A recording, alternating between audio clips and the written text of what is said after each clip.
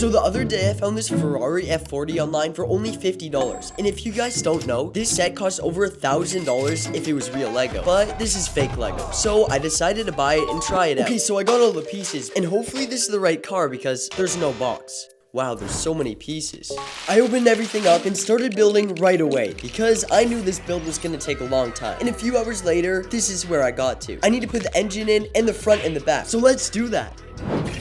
And here's the Ferrari F40. You can't even tell that it's fake Lego. It looks just like the real one. That's over $1,000. But to go with this build, we need a Lego minifig to go with it. So I opened up my minifig bin and let's see what we can come up with. There's a lot of minifigs in here, but which one looks like your average Ferrari owner? After searching for a while, I found this guy with this Ferrari shirt on. This should work. And then I got my rack of Lego heads, and which one looks like your average Ferrari owner? I think this guy with the beard, but his face kind of looks weird and a little too small for his head. Okay, so now that we have the car and the minifig, let's see what this car can do.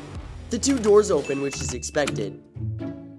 The front opens, and there's this little area here to put some money, and I guess another head. If you move on to the back a little more, the seats can adjust, and if you go to the engine part, you can pull what the trunk would be up, but it's actually the engine bay. This thing is just like the real Lego set. I can't believe I only paid $50 for it, and it's even got this engine here.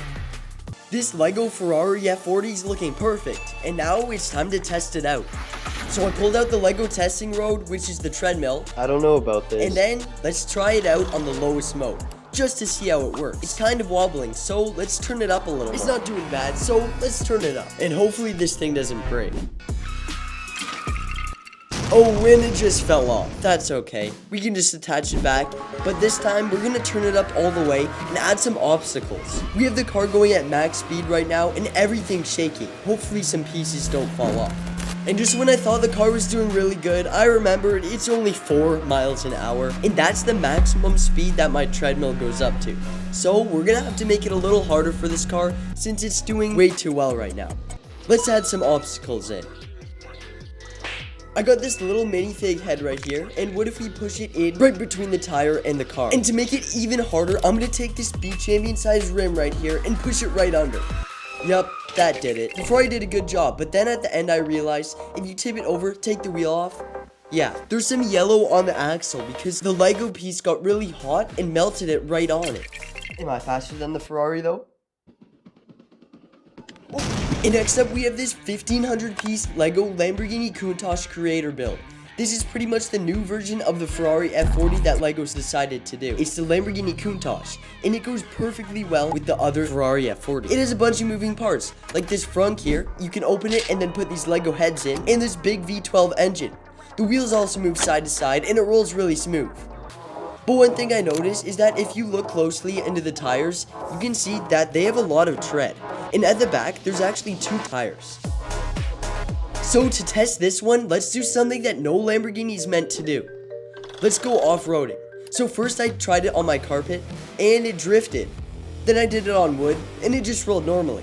But what if we bring it outside onto this really slippery ice? The wheel's kind of locked up, and if I put it on snow, it barely rolls. This thing isn't good in off-road. But you know what it is? This Mustang right here with really big wheels and tires.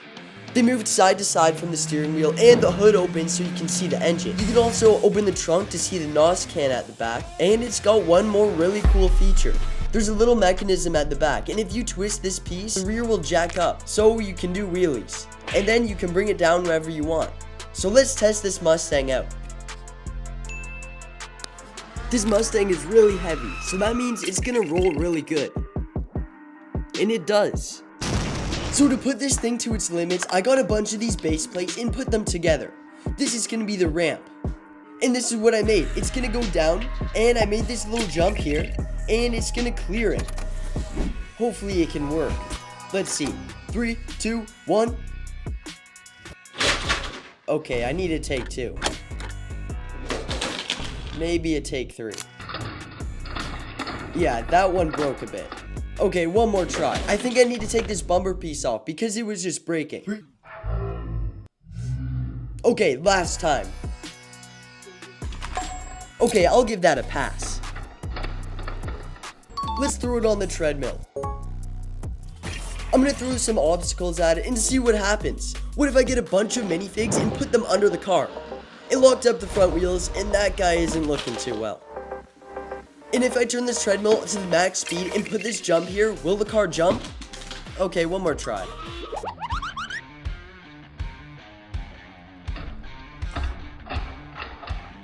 Three, two, one. Yeah, this looks like a fail. Maybe next time. The string would just not hold, and it needed to be a little longer. This next car here is this Hot Wheels and Mega Constructs collab. It's this Audi with 5 cylinders, and it looks really cool. So let's race it. And this car is meant to be raced, so what if we race it and simulate a little crash? What if the Mustang was just parked and it hit it at full speed? Well, nothing happened. This thing is really solid, and the engine's okay too. And here's the next car. It's this older F1 car. This thing's one of my favorite Lego sets of all time. The wheels turn, and if you take the rear off, you can see the V6 F1 motor. And F1 cars are supposed to be really good at handling, right? So let's throw some obstacles at it and see how it can dodge them. I'm gonna put my finger on the steering wheel to actually make the car turn. And it's dodging most of them pretty well. Alright, success. And that's the last car for this video. I'll see you guys in the next one. If you like this video, subscribe. Bye.